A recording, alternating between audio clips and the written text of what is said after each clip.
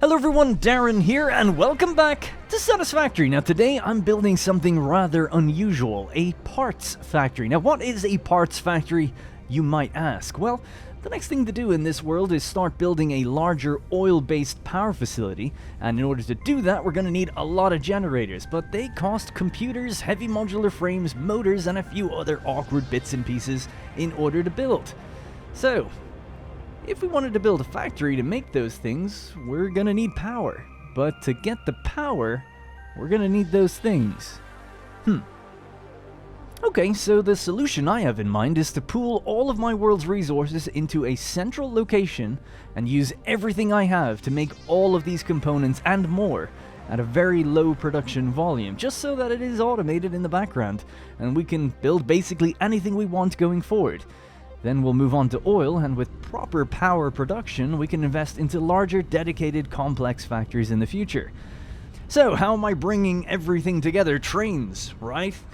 Now, we're gonna use trucks, everybody's favorite, and we're gonna use about 20 of them because they're just so darn fun. Let's begin. Alright, ladies and gentlemen, now before we get started, I just need to address the elephant in my room.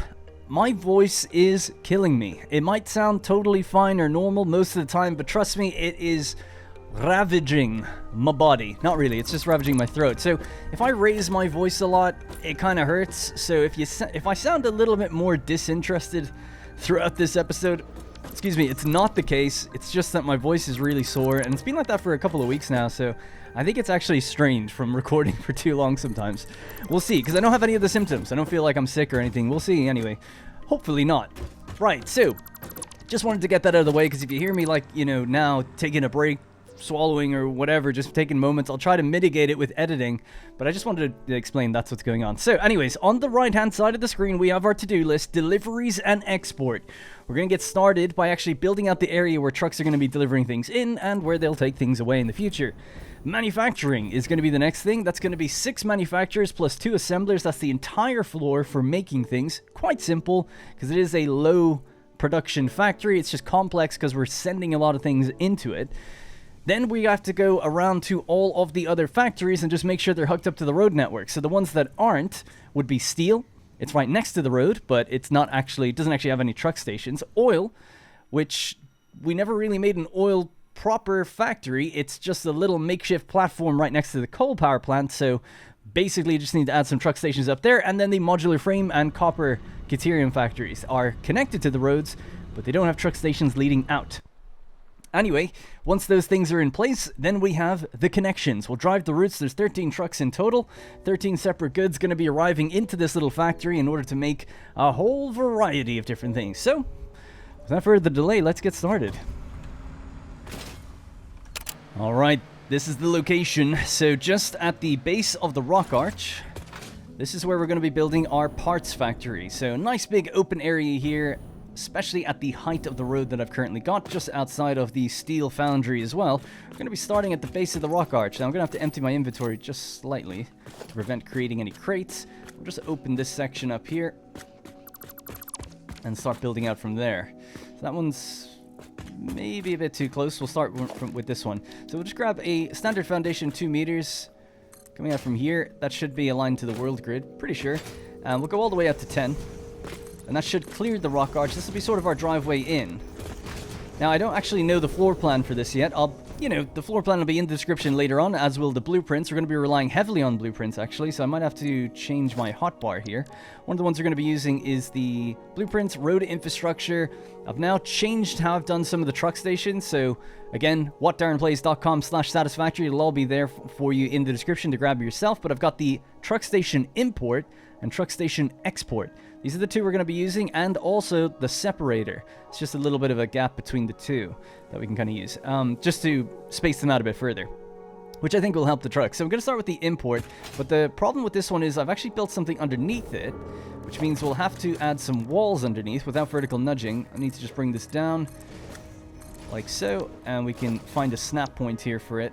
So I'm just going to lock this one onto number 1, this can be number 2, and this can be number 3. We're going to be mostly just using the truck station import and the separator for now, until we get over to the other side. So that looks like it's the correct height there.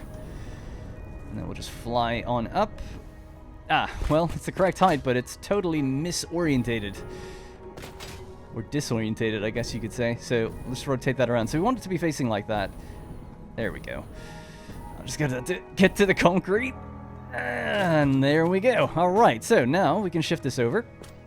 Like so. That should be totally fine. Once we've got one in place, it's easy enough from then on.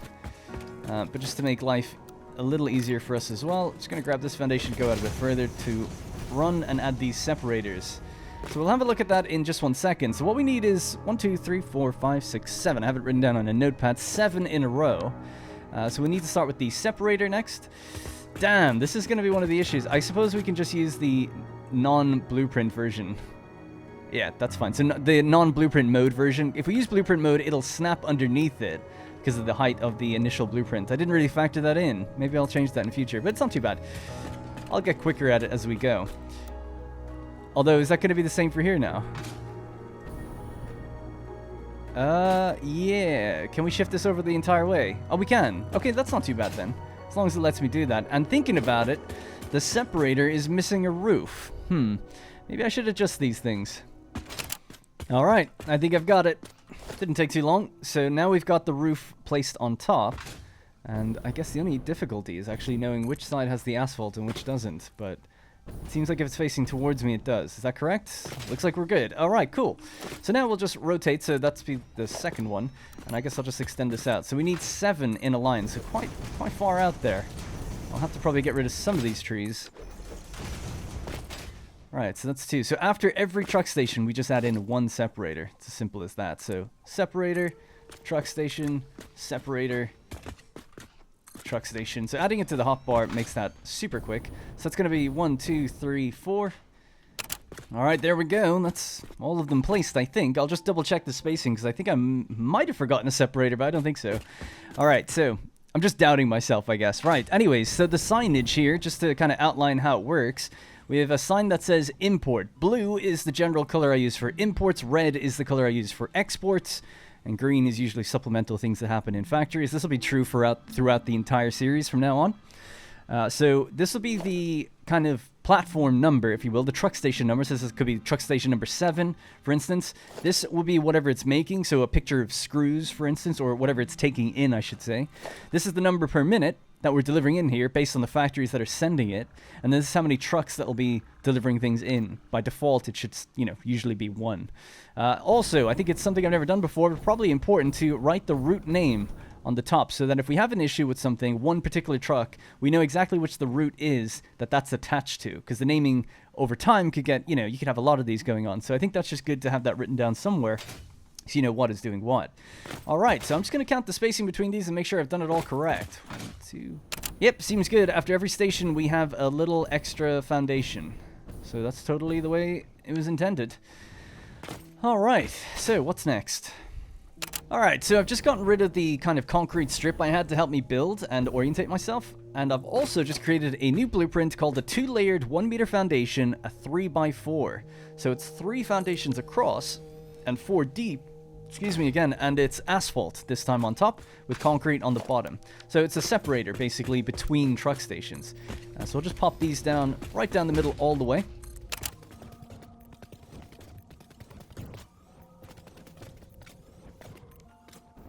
Alright, it's as easy as that. So now our foundations are rolling all the way up. Just want to make sure that's definitely 3 across. Yeah, 3 across, 4 deep.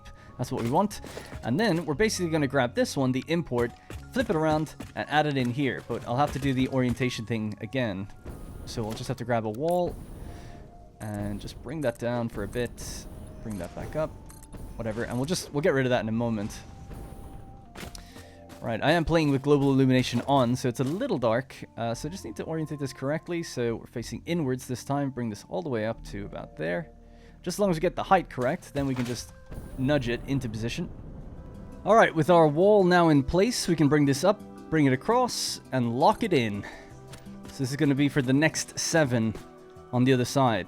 So I think in total we need 14. I've been saying 13, but actually we need one of them to resupply the others with coal or whatever, fuel type we choose to have in the future.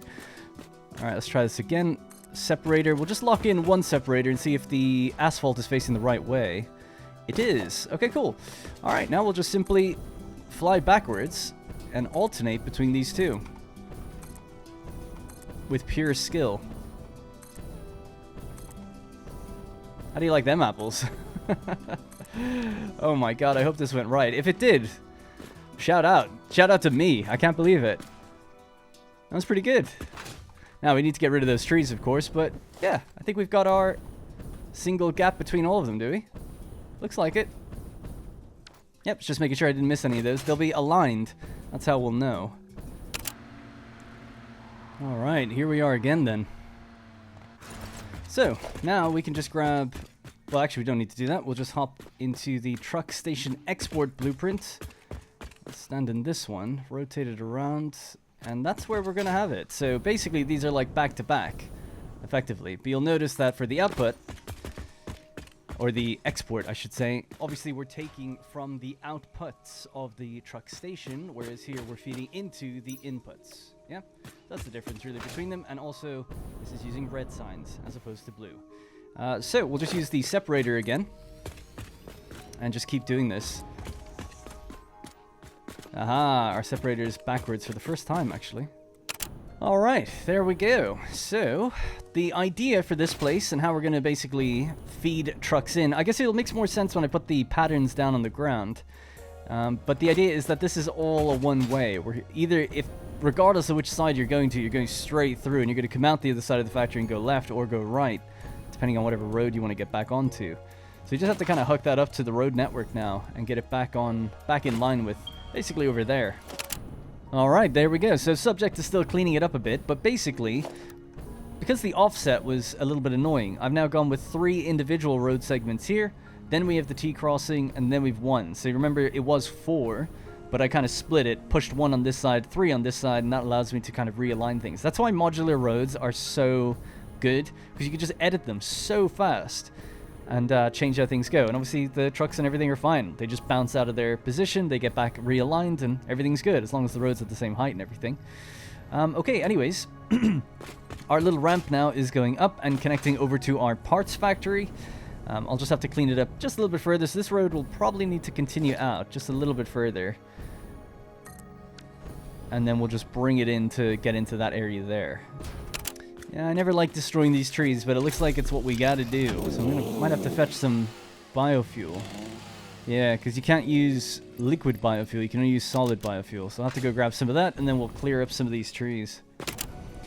Alright, so there we go. So now we are connected from road to road. So we have a road on the far side, a road on the side originally where we have the steel factory, and of course the rock arch.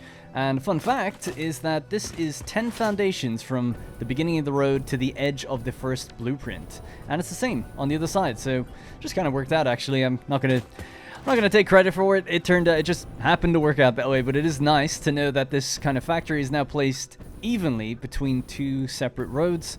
And there's a little driveway that is 10 foundations length each way in.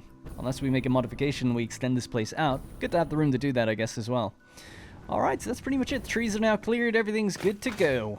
So, the next thing is going to be determining what is going to go where. So, I've been working out what every manufacturer is going to need, so I've already got a layout for it. So, I'm going to paste in all of the... Or, sorry, not even paste it. Just change all of the images that we need and add all of the numbers and stuff, and then we'll drive past them all, and that would be the best way to kind of relay which ones are doing what. Alright, so I've been playing around with the lighting a little bit. I think I've got a configuration I'm now happy with. So effectively, it takes up 2 foundations. It's very similar to one of the previous ones I had, right? We had the fluorescent ceiling light. This is what it looked like before. So it's 2 glass foundations with one of those big billboard signs placed like flat down on top of it, like a giant TV pressed against some glass. And then some concrete above it, which was for the kind of ceiling that you'd walk on. But this was obviously very thick, you know, in terms of placement. But I've refined it now down into a blueprint like this. I'll just place it for a second. And I managed just to get it to close the gap a lot more. So the concrete that you walk on doesn't actually show the billboard snapping through it. That was kind of a problem I had in a few of the other factories. The iron factory, for instance, actually from here, we can probably see it. The bit sticking out there, I actually think it kind of looks cool. That's why we decided to leave it. But that is some grip metal with a bit of the billboard TV kind of things protruding through it. So I've managed to kind of clean that up now and have the light still work. And you don't see the glass seam that goes right through the middle of it. That's actually gone now. So a much cleaner, that's why I've called it clean ceiling light. But I might still use the other ones every now and then. Sometimes it's kind of nice with the beam going through it. And if you don't mind having the headroom space or whatever, totally fine. So this is a good kind of middle ground, I guess. Anyway, just thought I would mention that. The one difference with this, though, is to get it to be kind of crushed into that same position. It kind of messes with how you place them. So the way you have to place it is basically by getting rid of the 2 foundations on a ceiling that you want, okay? So we have our gap now. But if I try to, just as an example, how I would previously try and place this would be I'd grab a wall and we drag it down, right? Without vertical nudging, anyway, this is something you'd have to do. In the future, if you have vertical nudging in your game by then it's not a problem. But you just look at the piece of the wall that you want and then you'd snap it too. But I noticed that it's misaligned. It kind of comes down further than it should. And if I look upstairs, there's a gap in the foundation. Very weird, because you'd think that it's just snapping onto this wall just like any other one. For instance, if I was to use the one I just mentioned, the one that was built before this is exactly how I'd place it in. And we just climb up, and you can see that the old version would snap in totally fine. So the way it got it working, though, is quite simple, thankfully. It's not too bad. We just basically grab the foundation 1 meter, place it on top of itself, as a sort of barrier to the roof, grab the ceiling light, and then it does align the top bit of concrete to the ceiling now, and it snaps in just fine. So the way I'm going to do it is basically in line with every single truck station, and right above where the numbers would be, right? So right above where the arm is, we've got 2 in a line there. And I'm just going to do that all the way down, and then the same goes in the very center. Right, so we've got even spacing here because we have the 4 foundations as part of this blueprint, the 4 as part of this, and then 3 as part of this one. So these blueprints all work together, and through the center foundation, we can line up 2 more lights in the center just like that. In other truck stations, I've used a combination of these lights with skylights, but this factory is going to be building right above here, so no skylights for this place. Alright, so I'm just outside of the steel foundry right now. I thought it'd be good to reorientate ourselves right where we began the build. So we'll drive on in and I'll explain how this place is laid out. So what we've got in front of us here, everything right in front of us, immediately in front of us on this road, is all the import sections. This is everything the factory is taking in. It's importing it in. On the other side, where we have the red truck stations, that's the export line, everything leaving the factory. So the import line is divided into 2. We have 7 stations on our left and 7 stations on our right, and we approach from the center here into 2 separate lanes. And that hopefully will just divide the traffic a little bit as they're pulling in and out of these various lanes and truck stations. So hopefully 7 is fine on each lane. I think so. From my various testing, it seems to be, but who knows? Trucks are pretty squirrely. We'll see how it goes. Alright, so let's talk about what each different station is taking in. Now, the order of which they're taking in and the placement is important. It'll factor into how things work upstairs. So, at number 1, we have encased industrial beams, 7.5 per minute. I've listed the values of what we make in the world per minute because it's what's going to be getting delivered here. We don't consume these anywhere else, so the entirety of our volume is going to get consumed. So 7.5 for the encased industrial beams, 20 per minute for the steel pipes, which is number 2. Number 3, plastic, 20 per minute. Number 4, we've got AI limiters, 60 per minute. Now, AI limiters are only produced if we turn on the copper Caterium factory, which at the moment consumes so much power, we can't really do that right now. So, not fully anyway. We have to power down other factories if we want to put on parts of the copper Caterium factory. But hopefully, the next couple episodes are going to be dealing with oil and being able to turn on that factory, so it should be fine. But anyway, 60 per minute. Now, it actually has the potential for 120 if we powered it on fully and upgraded it to Mark V belts. But as it currently stands, it'll make 60 per minute if we just turn on the quick wire and the copper sheets sections. Alright, so the 5th station over, we have quartz crystal. At the moment, we make 420 per minute at the quartz factory. We have the potential to make something like 940, I think. Something like that. It's basically doubled when we increase the belt speed, but we can't do that just yet. Number 6, rotors. We just built these in the iron factory, so that is 57.6 per minute. That's exactly what we make over in the factory right across the way. And number 7 is going to be rubber at 20 per minute. So where is my plastic and rubber? If you remember, it is just a little makeshift area out here doing oil production. So I'll have to hook that up to the road network soon, and that'll be delivering stuff all the way over here. Alright, so we'll flip it around and go back down. So this is going to be coal. So number 14 is coal. It just says TBD because I'm not actually sure just right now how much coal we have available because the other trucks take away from it. The miner will be the biggest indication of what we produce because it'll tell me the percentage on the miner of the efficacy, how efficient it's running. And if, let's say I had it boosted to, it's at 100%, but the miner is running at 60%, well then I know that currently we're consuming 60% of the coal with all the trucks. That's kind of a way to deduce that. So I'll just work that out and see how much is left over for this place. Now the coal isn't actually needed for the factory proper, it's needed for the truck stations, which we'll get to in a minute. That'll be the next thing we do. 13 is petroleum coke. So over in that oil area I mentioned where we make 20 plastic and 20 rubber, we have a byproduct of heavy oil residue which we turn into petroleum coke, I think. Something like that. It might actually be the fact that petroleum coke is the byproduct. I can't quite remember, but either way, we do make 90. I'll clarify that later in the episode. It's number 13. Number 12, reinforced iron plates. We make 40 at the new iron factory. Number 11, quick wire. We have the potential to make over 7,000. Obviously, those things need to be running. I'm not sure how much we make when running at Mark IV belts. And we're not even doing that. We're only running Mark III belts. That copper caterium factory needs to be updated even further. So, not sure, but definitely the potential for over 7,000 quick wire. Same with cable. Number 10, 4,000 cable per minute. Again, that's only when the factory is fully upgraded. So we're probably rocking something like 1,800 at the moment. Something like that if we power on the factory.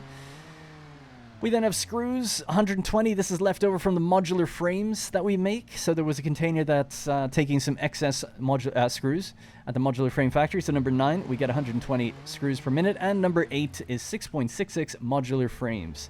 So that's basically all of the intake for this factory. So the way things are going to basically work is you drive in and we have a solid line to indicate that we do not cross over at these points. But at the dotted line, we do cross over. So you'll notice the crossover is true of coming out and going in.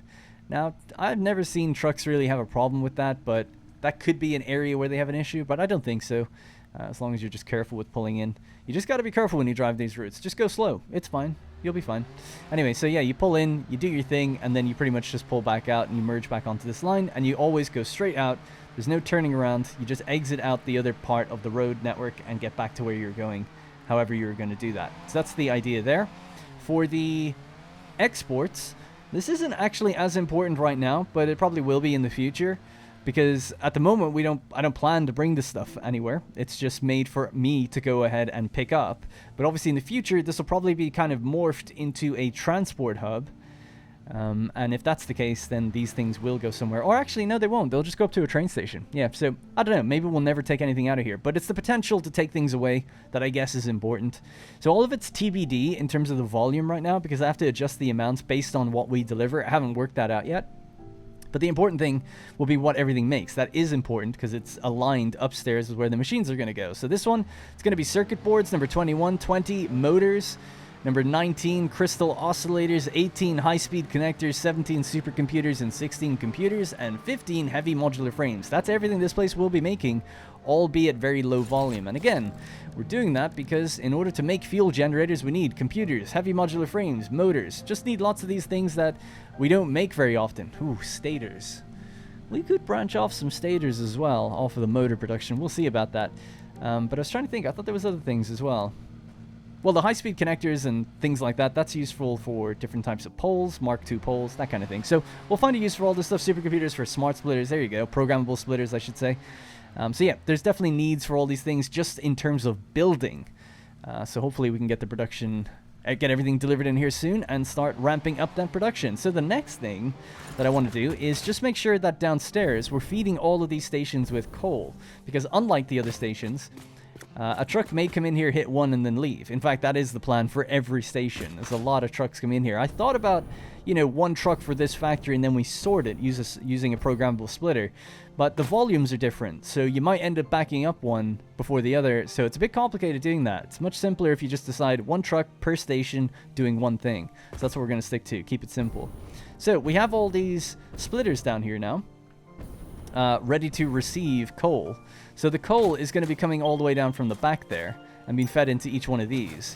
So do we have our directions correct? Yeah, kind of, yeah. So we're going to go all the way down here, loop around to this one, and then go all the way back up. So that's totally fine. So I'll start down at the far end. Alright, that should be all of the truck stations on the import side of things fed. Now, of course, it is just manifold, right? Coal is coming out of the one on the end, rolling past all of these stations, all the way down and up around again. And then from here, I think we can break it off if I've judged this correctly, which I may not have. Is that an input? It is. Okay, yeah, cool. So that actually kind of works out as well. So down at this bit, we're going to split and go straight across and then line up with that one. So 1, 2... It's hard to get this right, hang on. Yeah, I think that's it. Alright, nice. Good right angles. And then this can feed up all of the importers. Alright, we are fully hooked up. Now, because this one is the coal one, this is actually just feeding coal into the fuel area. So what we actually have to do is go upstairs and make sure we're delivering it down there. Alright, so as not to forget, number 14, this is coal, standard coal. We can get rid of sending it upstairs because that doesn't need to happen for this one. So we'll just get rid of that, that's gone.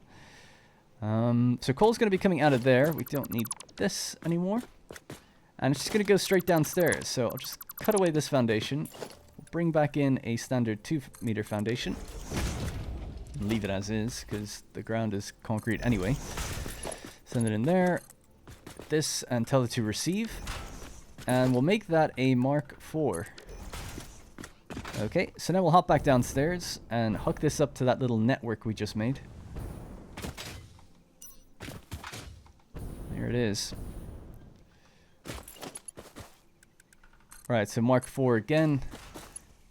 And this will be a Mark IV belt, and in you go. Boom. So it's as easy as that. So it's going to feed itself and then all of the other ones in a big, long manifold style. But it should be totally fine, I think, because of the way, you know, it's going to be quite a while between trucks getting here and going back out. So I don't think it's like, I would be very surprised if any of these trucks ever run short because of that belt. It'll just run short, if anything, because we're not producing enough. Alright, so we're pretty much good to go. I think that's basically the deliverables, the deliveries and the export side of things totally done now on the to-do. Next up is going to be doing manufacturing upstairs. So let's get what we need for that. So what I'm going to need, I think, is 6 manufacturers and 2 assemblers. But I've been making some heavy modular frames in the background. We should have enough now. We need some plastic and motors. And you remember I made motors a while back. So this is, every time I've said before, like, oh, I've been making it in the background. You know, that's just by me loading up containers and sending it into a manufacturer by manually bringing everything into position. This is what this factory solves. No longer will I be saying like, oh, I just made that myself. Now this factory will make things for me in a very low production volume. But at least I can say like, well, I didn't have to like go off screen and do it. You know now how it's done and where the factory is that does it. So hopefully that will just allow us to always go here to get our buildables. Oh man, it's nighttime right now, but the place looks pretty cool. I love these lights. Super happy with it. Never give up, huh? The amount of different blueprints I went through trying to get lights. It's so cool, actually, like looking back on it. In my first series, I tried to design lights like that, using the actual in-game ones, the proper floodlights. And by angling them down completely, and then trying to layer them with different things, you know, I was trying to achieve this effect, but I could never quite do it. And then I came pretty close to the quartz facility, and now I feel like I finally got it. Like, I just have light panels, and it works. Right, so Darren has just realized his big error. So, I've made this blueprint backwards. Now, I'll correct it for you guys, so you won't have this problem, but I've lined up these as inputs, not outputs. They should be outputs. I must have gotten confused when making the blueprint. So, instead of redoing the whole thing, because I'd have to change all the signs and everything again, I'm just going to add the floor holes right here and just bring the belts up myself. So I'm just going to have to do that now. But the blueprint will be correct. It'll be inverted correctly for you if you decide to use it. Alright, that's 15 minutes of my life I'll never get back, but we are lined up, so we should be good to go. Now, it was important to get that right first, because where we're going to line up our manufacturers is actually based on the floor holes that are taking things in. Now, just really quickly, I had actually adjusted or added some little signs up here next to the old floor holes of what things are producing, just so we can, you know, from a bird's eye view up here, kind of have an overall idea of what's coming up from where, just because it's easy to forget. But of course, things have just shifted ever so slightly over now, so the signs are just slightly misaligned. Now, those signs are just for us while we're building, but it means that they're in the way of certain things now, so just bear that in mind. That is kind of, you know, mistakes have been made, basically. Right, so we'll climb up to here, we'll grab our first manufacturer, and we're going to bring it all the way down, not on this center alignment, that's just confusing, but center aligned with the foundation that's here. Okay, so in line with that one. So the way to tell is there's 3 foundations from this truck station, and then there's 3 foundations from this, and they both meet in the middle on their 4th foundation each, if you know what I mean. So that's where our white line is. I want to be center aligned with that, and that's equal distance from the floor holes here and from here. So that should be pretty good spacing. Now the next thing we need to do is bring that down until we're in line with the foundation that our floor holes are touching against, right? So we're aiming for those ones, the far ones. So they're touching against the line of the foundation here. So that means once we're in line with that, we push back 2, and that's it. So just as an example, if we had our lift here, and we had our belt, and we just sent it straight into that one, it gives us a perfect right angle as it feeds on in. So that's what we want. So I'm just going to get rid of that now, because these belts, the output belts will probably be raised, but that's the idea. So now we can just take that method and just apply it. So all of our manufacturers need to be aligned with each other, so we get that green line, like so. Push it to the edge of a foundation like this, and then bring it back 2. Quite simple. Alright, there we go. Now we also need 2 assemblers that need to be placed in somewhere around the back here. Not entirely sure of where one of them needs to go just yet, but one of them, the other one, will go here. So we'll just bring it to the edge of this foundation and have it on the seam going along that way. Yep. If that changes, I'll let you know. The other one will go into one of these, but I'm not sure which one yet. Alright, so let's run back down and start assigning these various manufacturers to be producing different goods. So the first manufacturer in the row is going to be producing heavy modular frames. And we're using the standard recipe. Yep. Next one down, it's going to be computers. Standard recipe as well. Next one down is going to be supercomputers. Also standard recipe. Next, high-speed connectors. Standard recipe. That only has 3 inputs, that one. The next is a motor. So normally these are made in assemblers, but we're using the rigger motor. So it actually uses crystal oscillators, but you get way more motors out of them as a result. And then finally, oh, sorry, my bad. That should be crystal oscillators. So I'm just going to copy that one. So that should be crystal oscillators, and the one on the end, my bad, is the rigger motor. And that's because one of the assemblers is going to be making stators that will feed straight into one of these. So I'll just place it here. This seems like it's lined up just fine. And we'll say it's going to be a stator, but the alternate quick wire stator. Now, we could have done it with wire weave loads, but I just thought we're already delivering quick wire for something else, so that way we don't have to make 2 deliveries. Boom. So we're just using the quick wire stator. And then this one is going to be circuit boards.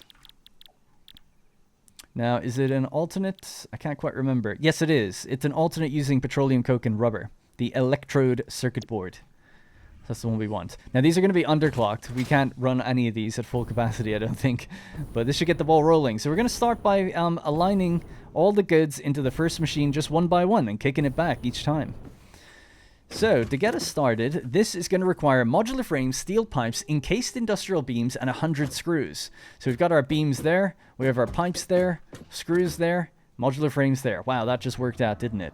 Now, I'm going to bring them along the ground as much as possible, so I'm just going to go with a conveyor lift here.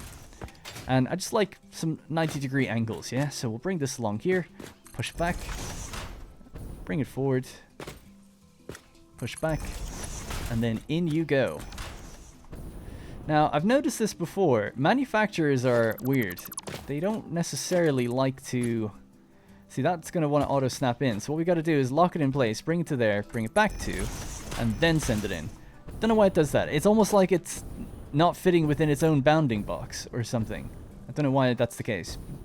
Anyway, it doesn't really matter. But that's modular frames hooked up. The next one would be screws. So I'll grab the one that's actually at the back and face it towards me. And we'll just pull this down. And I want to get it to be like in line with there. Not that any of this super matters, but you know, it's nice to have things aligned. So we'll just go 1, 2. As long as you're feeding them in. If you want to do it spaghetti style, that's totally fine by me. And then we go back to it 2 and in. Alright, so that's our screws in and our modular frames in. So that's 2 down, 2 to go. So the encased industrial beams, similar situation. We'll aim it out that way. Grab these. And we want to be aligned with this bit here. So 1, 2. Bring it all the way across. And because it doesn't necessarily play totally nice, it wants to bend the belt even slightly there. Lock it in place, bring it back, send it in. Bit awkward, but it keeps things nice and lined up. Alright, so steel pipes. Does that go into the next one over? Nope. So we're free to just grab from the front and just drag this along and send it in there.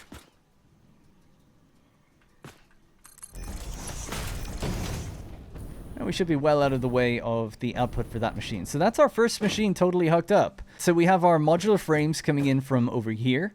We have the steel pipe and encased industrial beam here and here. And then finally we have screws. There.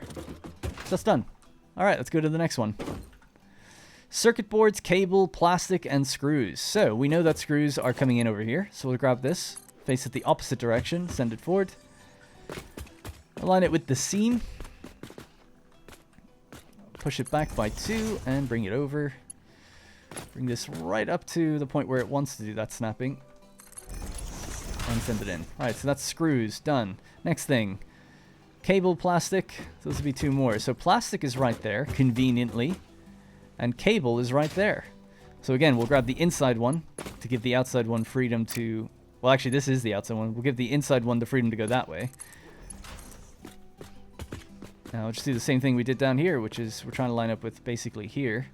1, 2. And then we can put in some nice walkways to go around this place. Up and over everything. Alright, so plastic will be the next one.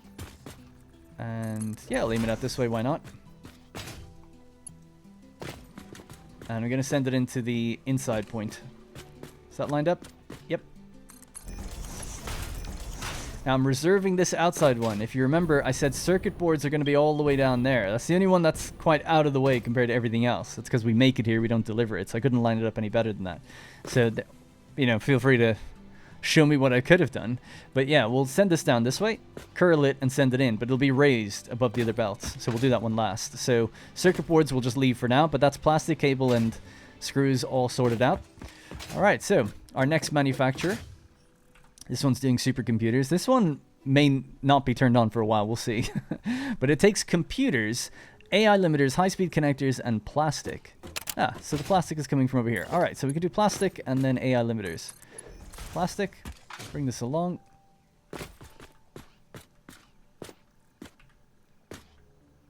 One, two. Send it in. Like so. AI limiters next, and this is the only place AI limiters goes to, so we'll just aim it this way.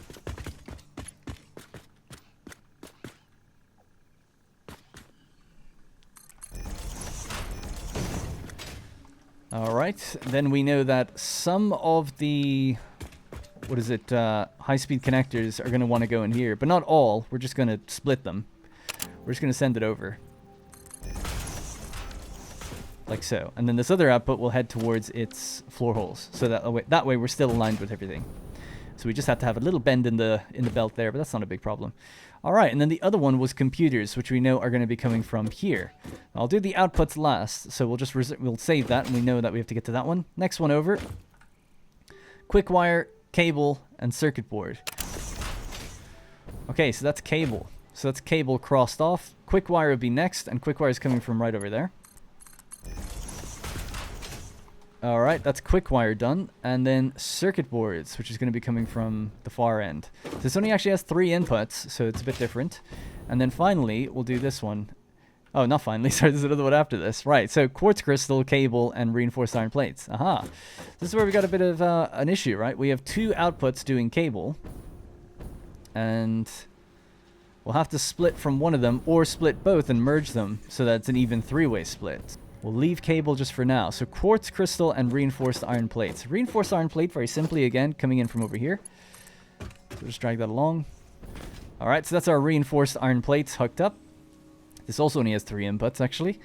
And then quartz crystal. So where does that come in? It comes in from over there.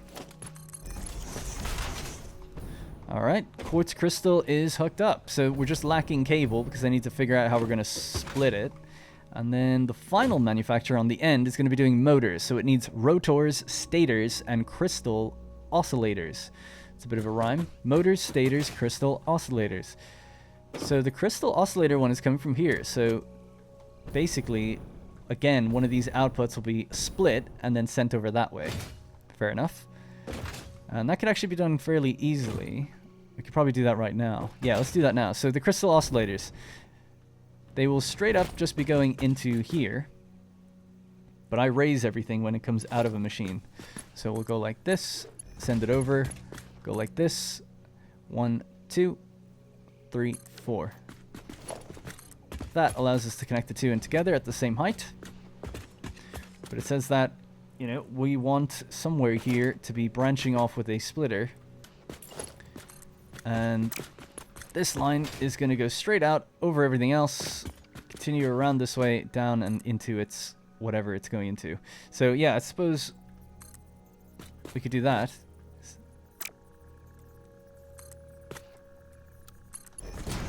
Alright, so it's on the seam, so this is just going to come down and around, just like all the other ones did. So that's our crystal oscillators. So our crystal oscillators are branching off and traveling straight across and then going in there. Alright, so that's crystal oscillator hooked up. Next, rotors and stators. Well, the stators are going to be going straight into there. So that's super simple. And then rotors are going to be coming in from over there, but I've just got an autosave, so bear with me. Alright, so that's our rotors, our stators, and our crystal oscillators. Now, the final two inputs will be here. Right, we need rubber and petroleum coke. So we have our rubber right here. Now, what? Actually, just bear with me 1 second. What did this need? Steel pipe and quick wire. Aha! Steel. I knew steel pipe was going somewhere else. It has to travel all the way up. Yeah, that's unfortunate. But oh well. And quick wire as well. So quick wire is here, right? No. Next one down? Yes. So quick wire's got a bit of a distance to travel as well. Oh, by the way, this is the iron factory. I'm super happy with how it looks now. I think it looks really, really cool, basically. I just think it came together very well. Very industrial-like. It's quite different than my other factories. I normally go for, like, clean, hide the belts, that kind of thing. But for a factory that's showing the belts, I think using those steel beams and color coding the sections has really, really worked out great. I've been able to see the skylights and stuff. And obviously just the game just looks so good with Lumen. Not trying to be big-headed and say, oh, I made something great. I'm saying, like, the game's graphics look awesome. Therefore, the factory looks really, really good, I think.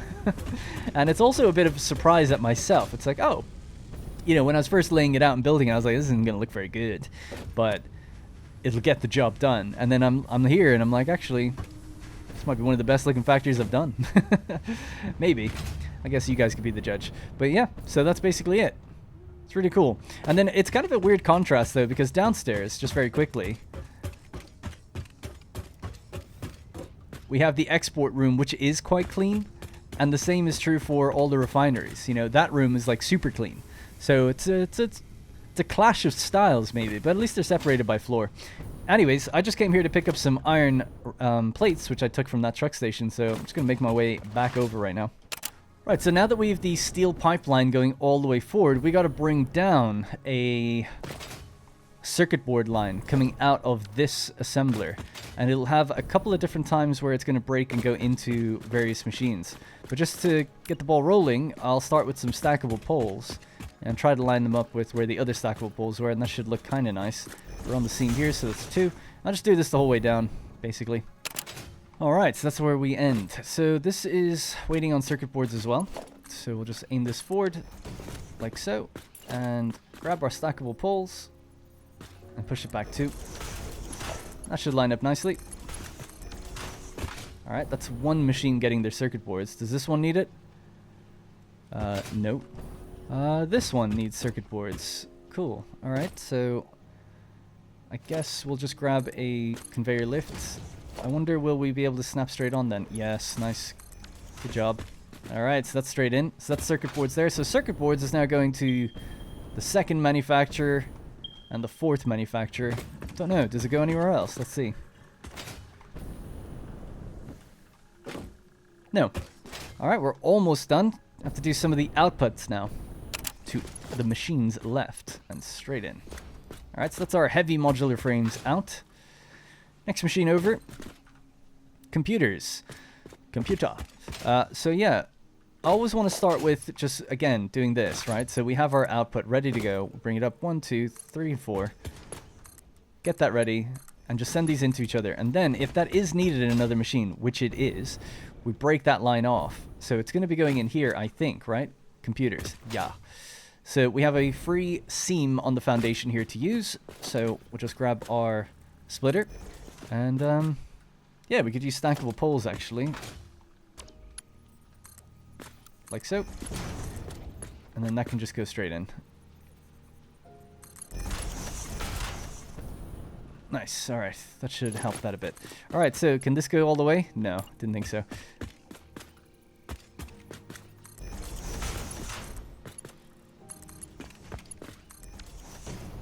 All right. So we are splitting computers between the truck station and the other manufacturer that needs it. All right. So the high-speed connectors, which we just split and send straight in there, we have to actually give it its belt. So we'll send that up and over. And then we grab this one, and we go 1, 2, 3, and 4. Get the belts to connect. So that's our high-speed connectors sent out. Same thing has to happen for this output. That's already done. This output down here. I can't remember what any machine does just by looking at the outside of it. So it's motors, this one.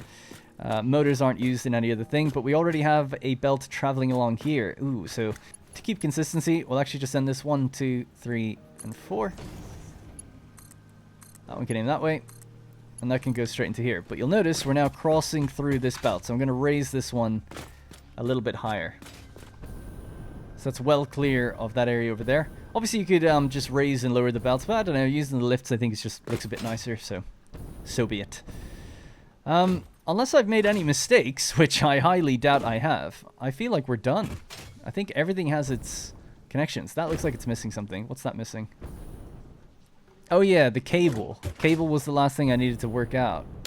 Alright, so that should be all of our outputs are now hooked up. So I know that it's a little difficult with all the manufacturers looking the same and me kind of hopping around a bit.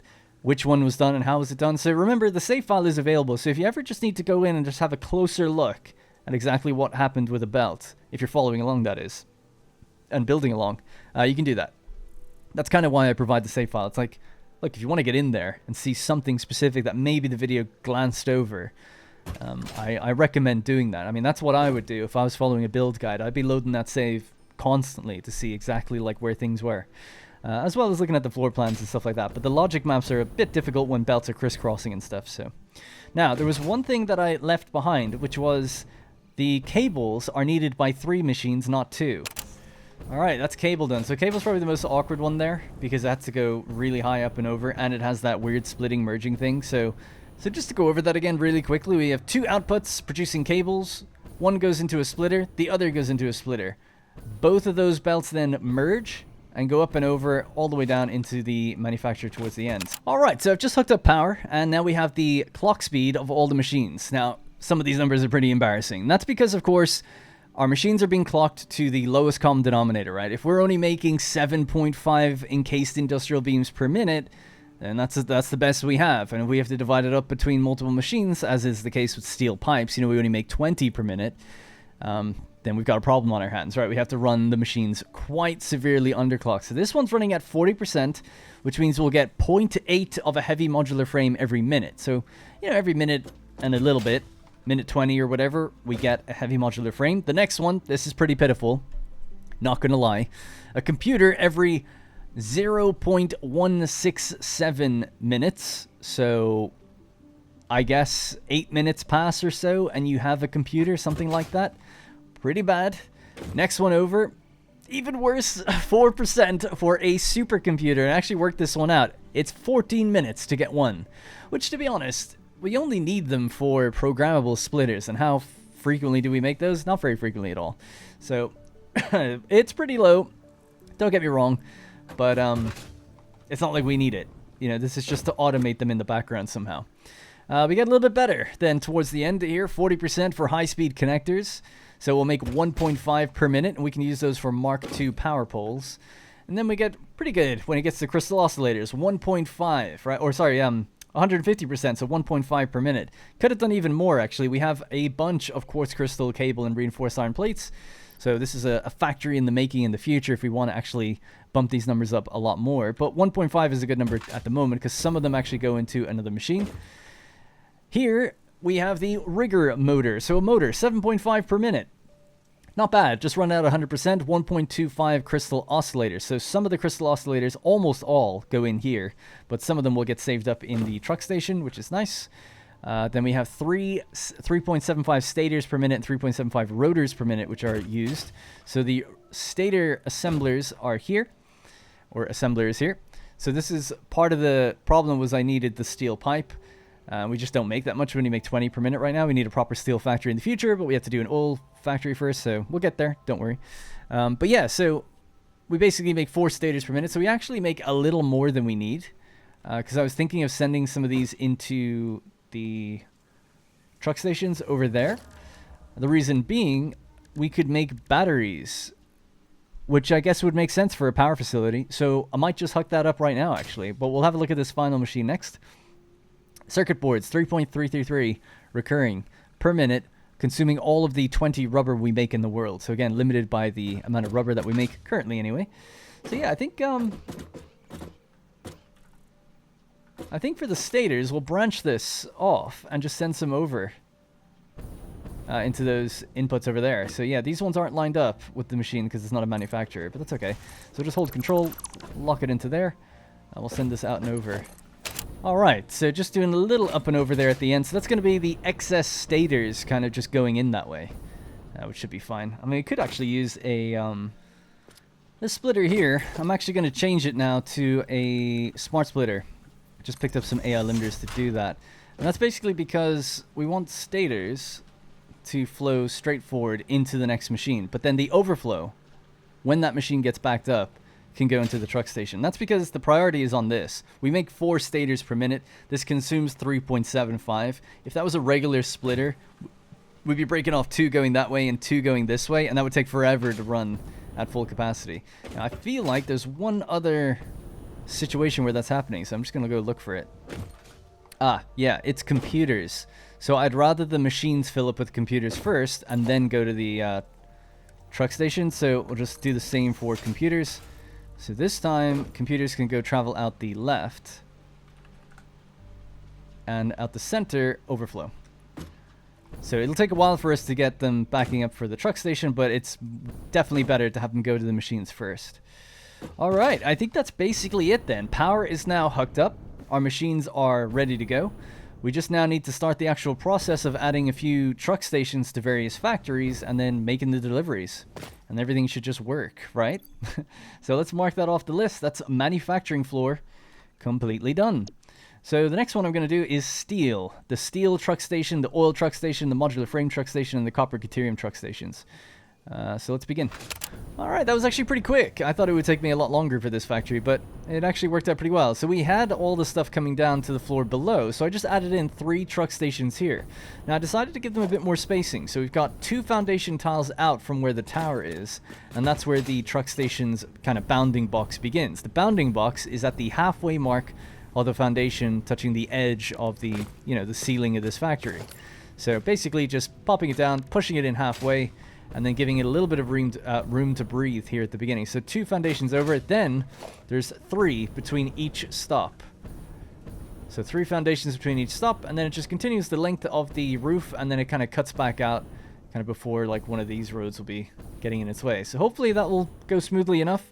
3 trucks, a capacity of 3 trucks really coming in here for each of their respective goods, so that should be fine.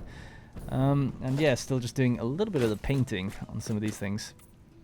Right, so that's essentially the steel truck station done. The only issue with this is that they are not currently hooked up anymore to the awesome sink. So the factory could get backed up if the deliveries aren't on time. But they should be on time, and we could have awesome sinks maybe over there in the future. That could be a thing. I'm not sure. Yeah, I'll have to just kind of think about that. Right, so I'm out by the coal facility. This is kind of like a world tour actually in itself, because we have to go to all these different factories. But Yeah, so my oil production is just around the back there. It's kind of hard to see, but it's basically right there. Right, so just a tiny little... It was a temporary thing, but we do make something there, so I'd like to just grab it while we have this factory up and running. And that's the nice thing about it. It's kind of modular. We could always just drive something else into it in the future if we change our mind about where we produce these things. Anyways, getting a bit off track. I'm looking at this, and I'm looking at that, and I'm looking at where we have to go, and I'm thinking, let's bring the road straight out, right? Bring the road straight out over this, and then curve it all the way down, or even just stop it like somewhere up here and just feed the material up on a big belt. Alright, so I decided to bring the road all the way down after all. So this is our new little truck pit stop. It's a little cramped, not gonna lie. A little bit cramped between some of the terrain here and where we had the initial setup. So I thought I would just go over the initial setup really quickly and then we'll look at the trucks. Let me just get my biofuel regened. Alright, so we've got 3 refineries here. I believe it's plastic, rubber, and then petroleum coke. This one is facing out that direction, and these 2 are facing out that direction. So they're each going into a storage container, no big deal. Each one's making, I think, 20 per minute, and then the residue of those 2 combine and goes into this refinery. So just 3 refineries. That's it, pretty simple, and then the petroleum coke rolls out there. So that means we're making 90 petroleum coke, because we've underclocked it to 75%. Ooh, steamy. And the only difference with the setup now would be that there's a smart splitter here.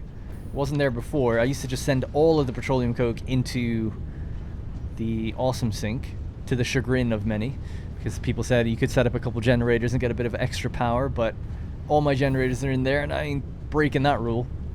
But yeah, now it's actually going out to be used into circuit boards, so at least we are doing something with it. Okay, so out the back, we always just had these 2 containers filling up, and if they got filled up completely, overflow would take over and send stuff out towards that same awesome sink. So that's all just stayed in the same place. I haven't changed anything. The only change would be that we have this lift, each one going into their respective truck stations, and that's basically it. Obviously the platform and stuff. So the general setup, I'm trying to mitigate how much I change anything in there. As for driving the trucks, I was hoping to drive it while I was here, but I don't have the circuit boards with me, ironically, because this place will be making them. Or the goods produced here will help make them. But the idea, I suppose, would be you travel down here and you go into number 1 if you wanted to, or if you weren't doing that, you would just travel down and bank here, but keep inside this line, and you just cut through whenever you need to get something, and then you come back out. So the arrows are a bit all over the place, but I hope I've left enough room to do a 180 here. I think I have. And then just come back and get back up the ramp that way, and out you go. It's a long drive back to the factory from here. So this place will probably consume a fair amount of coal, I reckon, as we take that straight drive out, and then we're basically going to this point. I suppose it's not too much further than what would have to come from the copper caterium factory in a way. Alright, I'm at the modular frame factory. I was just playing around to see if I could maybe, because it's at the edge of a road, I was thinking maybe I could get rid of like this segment of the wall, but I could, but there'd be a little bit of clipping going on with the miner, because the miner's right on the edge, basically. So I'll have to leave it, but we'll just bring the road a little shimmy out to the left and around the side of this place. Not a big deal, I don't think. Alright, this area is now done as well. So we have our road that comes down here, and then our branched off little mini area. So I've got a very tight lane, one foundation lane, that a truck can drive down all the way this way. Actually thinking about it, I don't know why I made it so. I thought there was no no, I didn't fly up here before, and I thought here, when I was like walking along, I was like, oh yeah, there's nothing left, you know what I mean? But there is actually some. Anyway, maybe I could bring it out further if we're struggling. But as we travel down here, trucks will take an immediate 180 and continue back up this main central road. I also ran out of material for making patterns, but more arrows going straight down the line, or they'll pull into whatever station that they want to get to. Now, I've lined up 3. This factory actually makes 4 things. So it makes modular frames, screws, iron rods, and iron plates. But yeah, the important thing is station number 1, station number 2, it's getting its goods onto the copper caterium factory in the distance. Alright, ladies and gentlemen, you find me just outside of the copper and caterium factory, which has had a little bit of a makeover on one of my recent streams, just in terms of cosmetics. Built up this truck delivery area. Quite liking the look of it now. All running smoothly for now. Normally when we look at it, it goes crazy. Anyways, a little behind the scenes. A bit of time has passed. My voice was really killing me last night, so a full day has passed and I'm resuming the recording from here, and I did a little bit of work in between, adding this new road that goes out and around towards the back of the copper Caterium factory to take some of the stuff out of it, right? So I've hooked up 3 makeshift truck stations, just pulling stuff right down from the outside of the factory there. You can see that missing part of the wall up here is actually kind of where the truck... I'm thinking of having a train station, right? So a train station could go directly north, out towards that direction. But we haven't built trains or unlocked that milestone yet, and we need more power to be able to run this facility full-time anyways, which is going to come in the next couple episodes too. But I thought I would just touch on how I've... what's the word? Makeshift, I guess, again. Just modified this place temporarily just to have these truck stations ready to go to pick up some of the material that we need for the parts factory specifically. So we have cable, quick wire, and AI limiters. Now this factory also makes just like tons of copper ingots, which have been unassigned, right? We can send them to other factories to do things with them. Copper sheets is something that we also make there. And wire. I think that's the 3 that we're missing. So these would be the other 3, I think. Anyways, so that's all hooked up and ready to go now. Now, in between, or not in between episodes, in between me recovering, and to be quite honest, as you may be able to tell, my voice is really, really killing me. I guess it actually, listening back, sounds normal enough, but it's a real strain to kind of speak loudly. So apologies if I just get kind of quiet or sound more disinterested again. I'm not sure what's up with it. It just feels like I've strained it, and I'm straining it even more by continuing, but... that's the job, damn it. And I love it. Right, so we have trucks waiting to go. So I've actually added 14 trucks to the world. I've done all the routes because I just felt like I've been feeling fine. It's just like I said, my voice was hurting. So I had to stop recording, but I decided just to go in, finish this road, add in those truck stations, deploy 14 new trucks, get all the materials to do that, and then drive all the routes. So they're all just sitting around dormant, waiting for me to kind of kickstart them and turn on their autopilot. So they've actually never delivered stuff yet. I think the steel pipes have been delivered.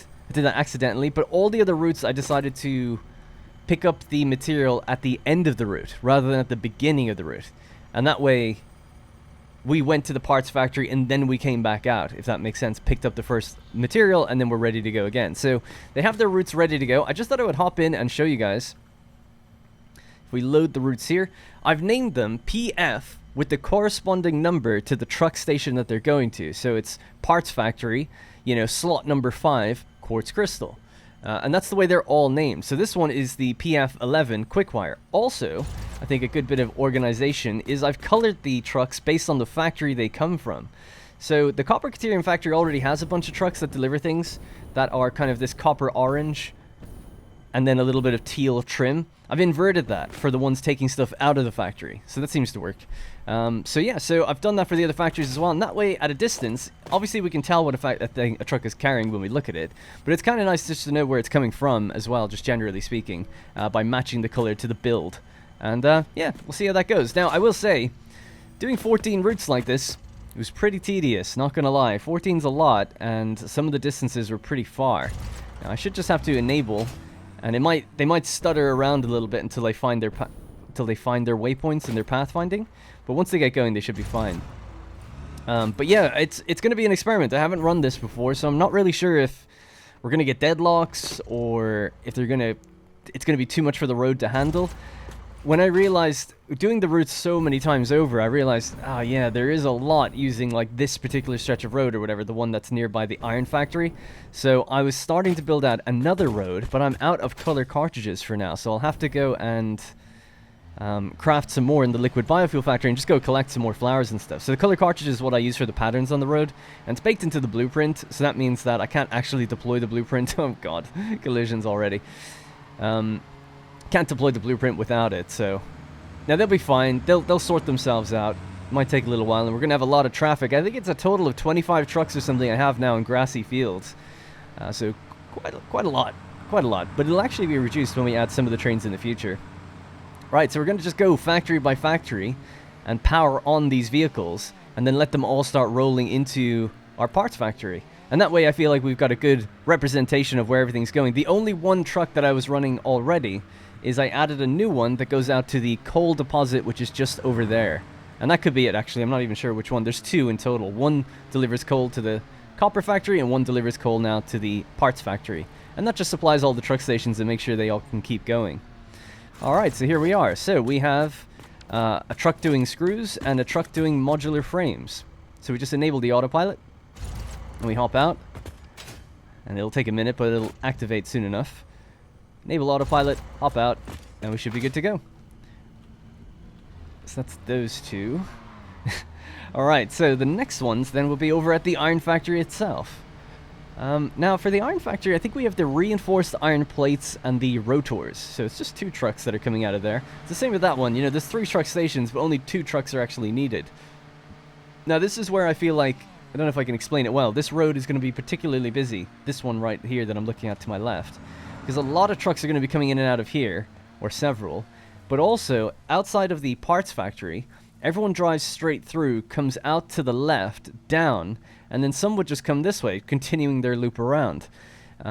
Because they might be coming from the steel factory or from the power facility and stuff like that. So they have to travel back down this way. So I'm thinking of changing the road.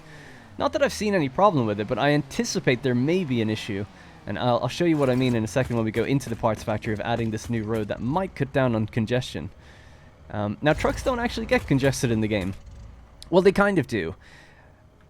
Let me take that all back. Trucks do get congested. What will happen is they'll slow down behind each other, but they'll keep moving. They have a kind of a collision detection where they won't, like, deadlock when they're in a line. They'll just travel in a line together. They only deadlock if they hit each other head on. So as long as you stay on your side of the road, you shouldn't really have any problems. And if a truck hits into, if it T-bones another truck hitting it into the side, that should be fine as well. They'll correct each other. So I wouldn't be too worried about that. It's only if you start driving on this side of the road or whatever your preference is for side of the road, that's when you'll get deadlocks. So we'll see if that remains true. But anyway, let's just activate these. So this one is going to be, I think, either steel pipes or encased beams. So that's steel pipes. And that's going to be, I don't know what that is. Hasn't picked up anything yet. It must be encased beams, surely. But yeah, it hasn't actually picked up anything yet. Where's my... There it is. I lost this, like, immediately. Alright, so yeah, they freak out and then they readjust and they get sorted out. And they're probably going to freak out a little bit as they come in. So this is the main point of entry for a lot of the trucks, right? They're driving down these 2 lanes, 7 on one side, 7 on the other side. And then they just kind of cross the dotted line when they decide where they have to go. So looking at the one in front of me, it looks like it's probably doing coal. We have the blue ones coming from the iron factory, so that's reinforced iron plates. And that's rotors. So they seem okay so far. Except that one, who's just already just immediately freaking out. So he's just going to spin around and then recorrect himself. So this is the real drawback with trucks, right? Until they hopefully patch it. I don't know if they ever will. But they'll correct, which is fine, right? It does work. But the problem is this game really does rely on the aesthetics and the believability and the feeling like you're in an immersive real factory. And I think I've realized that trucks just break your immersion many times over by how glitchy they are. And it's like, oh cool, they work logistically. If you just zoom out on a map, you'll see them traveling around no problem. They're just like mobile belts that way. But there is something missing to it, isn't there? There's something like less satisfying about knowing that they're just kind of glitching around when you look at them. So maybe my plan for world domination with trucks isn't going to be panning out. We'll see. I'm going to stick to the plan for a while and just see the viability of one transport hub. Before I give up on it. But I think I just today realized and identified that, oh yeah, I think that's the issue. It's that they're not satisfying to watch. And that's a big part of the game. It's in the name. Alright, anyways, let's keep going. There's just a couple more trucks to do that I've left around the corner here. So basically, that's almost everything moving now, except for 4 trucks. So here, we have the yellow trucks, which come from the coal facility, right? So that's taking the plastic, rubber, and petroleum coke. So we'll just enable autopilot on that. I've had some people in the comments say that they couldn't hide the nodes either. Now I'm guessing you guys know how to do that. You just press X when you're in a truck. It has to be in the truck related to the waypoints you want to remove. You know, you can't remove them for other trucks unless you hop in, which again is super annoying, but yeah, I assume from the comment that I read, or a couple of the comments actually, that people were saying there's actually a bug where you can't remove them, which that sucks. Sorry, I just want to make sure. Did I enable autopilot on this? I did. Alright, so those guys are enabled. It'll take a while to figure it out. So just when they're first starting, they take a while. That's just because their starting position is actually a lot further back than where they are now. So they are trying to find the waypoint that's nearest to them before they can get going, and they also kind of have to work around themselves. So this is the other road I was talking about. So this one actually travels all the way up to my quartz factory. So, well, not all the way. It goes most of the way. So I'm just going to drive it really quickly before we activate that truck. Basically, if we travel all the way up here, and then we take another, like, little shimmy, zigzaggy left-right turn, left-right-left turn, we end up under that arch where there's a big boulder on it, probably housing a slug or something. And if you just take the right turn off of this, you're basically right up at the riverbed for where we travel up to the quartz factory. So I guess, I don't know if people know it or not. We'll just drive it really quickly. It's fairly quick in the Explorer. We just travel up this way. We have to go between these, like, little, this lake and these little mini trees or whatever. They look like bushes, but they have hard collision. You can't just drive over them. And there we are. Whoa. So that's basically where we pick up our quartz, right? The delivery section is just there. So it's not too bad. You kind of just roll down the hills and then you're onto the road. It's not so bad. So that's basically the route that I just added. But like I was saying, I was going to continue the road all the way through to the parts factory on the opposite side. Damn it. But I ran out of color cartridges. So I'll probably do that and just redraw the coal and quartz routes. So that's just 4 trucks that I'll have to do again. But not too bad. And I'll try to show where that point would be. So it would be basically not here to the right, but just further down. I think the road is even at the exact same height, or if it's not, it's only slightly raised above. But yeah, this road is the same height as the parts factory, right? I think so. I don't think there's any ramps from here to there. So in that case, it should just be able to have a road snap right onto it from that factory. So yeah, basically somewhere through here. There it is. So we can see just through the trees there. So some of those trees are going to be removed, and that's where we have, like, the edge of the parts factory. We can actually see some of it's powered on already, so it's already gotten a lot of the things it needs. And that's where we're going to continue things through. So let's just hop out of here for a second. Hop back into this. Enable autopilot. Some of the trucks already making their way back. And we'll just go into the factory now and see if everything's running smoothly, which I have no doubt it is. And we'll see if we have any deadlocks. So just have to check the map every now and then for that. You can turn on the compass vehicles and then it'll just alert you if there has been a deadlock. I don't know how that happened. Alright, so there we are. So that's all the trucks powered on now. That should be all the connections done. It's just a matter of, does it work or not? So I'm just going to put... now, I haven't hooked up any of the export. I don't think I need to. The volume is so low, for some of these anyway, that... And I don't plan on taking it anywhere. It's more just like, this is almost my central storage for now. I'll just come here to pick up my buildables. You could have just one truck pick all of them up because the volume is so low. Alright, sweet. So the first manufacturer here making heavy modular frames. 0.8 per minute. It's got everything it needs. So just like that, that's working just fine. And that's the road that I was saying is going to be a bit busy. So if we just hop down a bit further, let's see what this one's waiting on. This is waiting on circuit boards. This one's waiting on computers and high-speed connectors, so that's going to be made in there. So it's nice. They're getting all their... Yeah, looks no gaps on the belts. This looks good. Yeah, so just while I'm down here at the end, this is what I was meaning. So there's the road that just goes straight towards that gap. And we can actually see from this nice bird's eye view, that's the road that I need to connect onto. And that's the one that will be coming out. So that way, a lot of the... See, every truck that comes out right now just banks to the left. Some of them go left, some of them go right, back to their... Well, really, the only ones going right will be the ones going to the copper factory.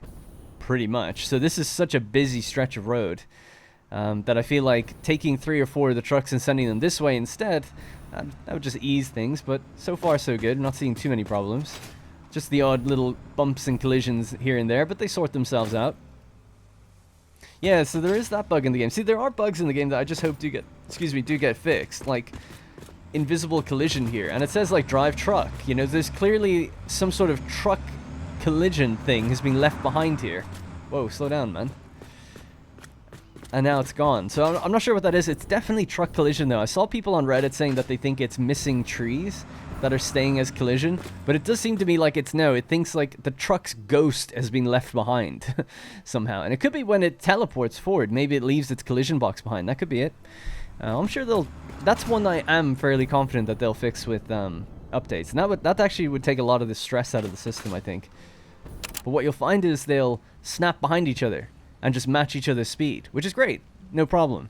Or if they're crossing over, they might just cross through each other. It's almost like soft collision for trucks when you're not in the vicinity. But when you are in the vicinity, they seem to just mess up a bit more. And I've talked about that before, right? With my quantum, what was it? My quantum observation, I guess, analogy, right? Where it's like, oh, you know, if you view the experiment, the outcome changes. Whereas if you don't view it, something else happens.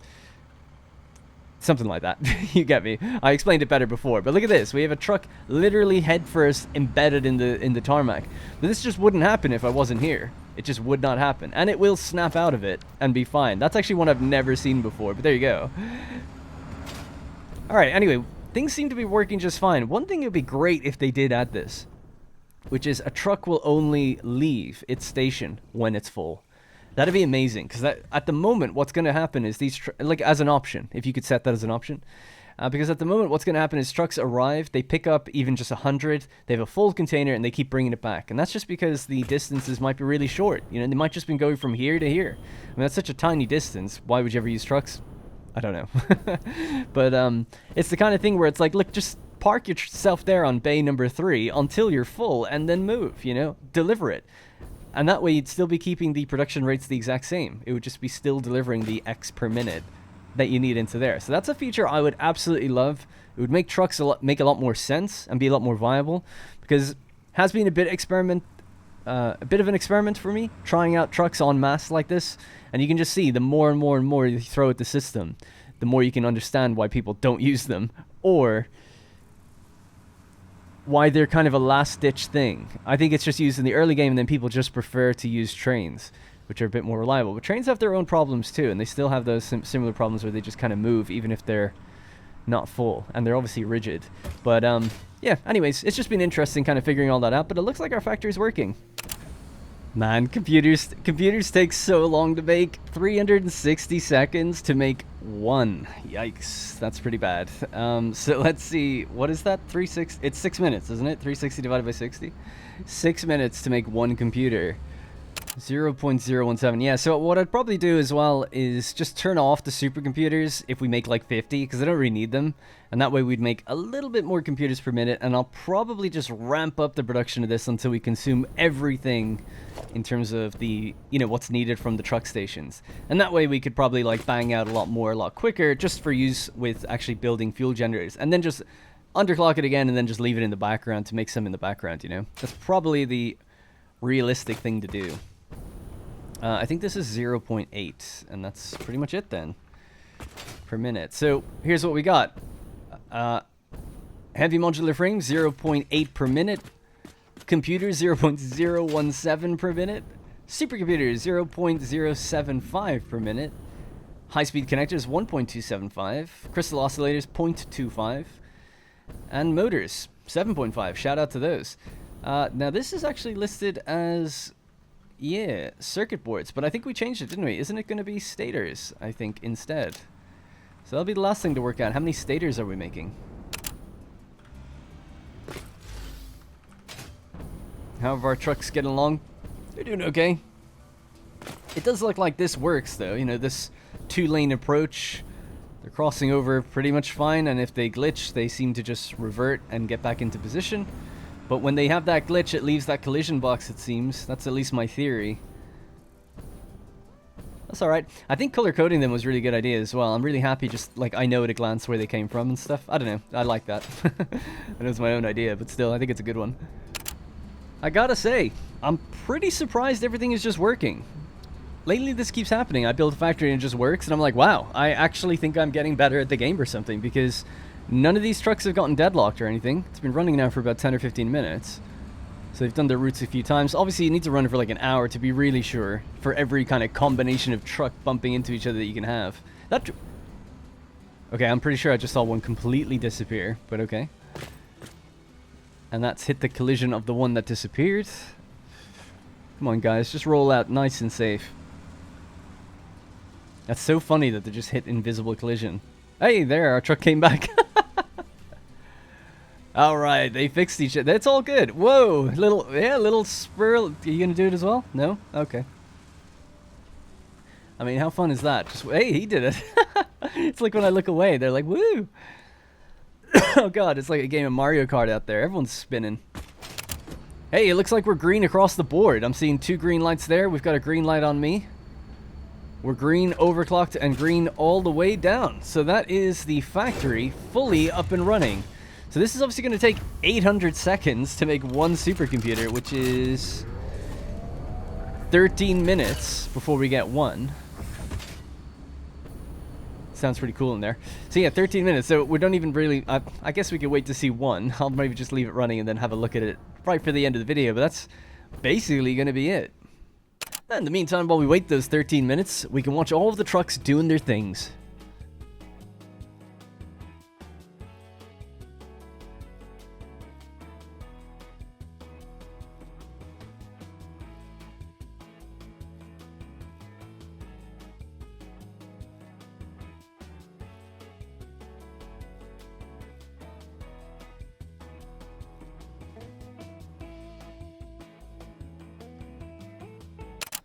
And there we have it, a supercomputer.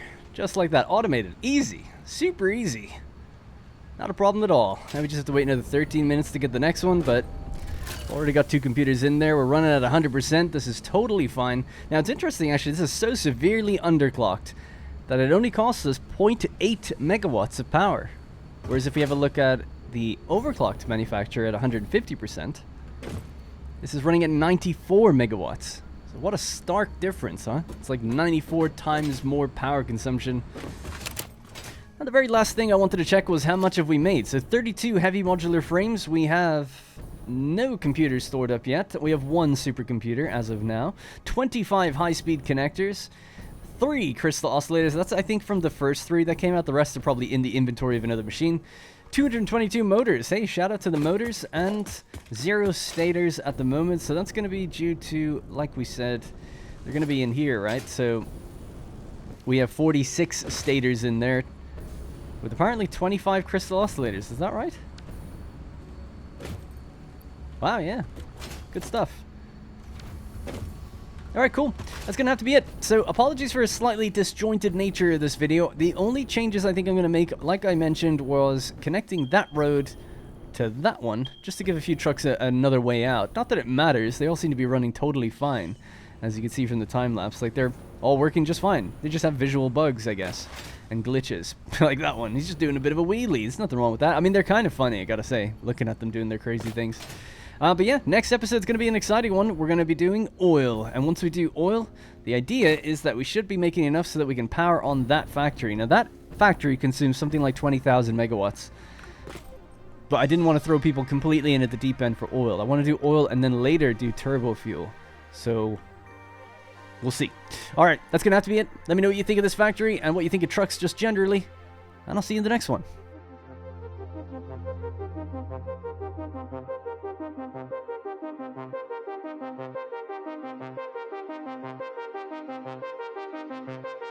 Thank you.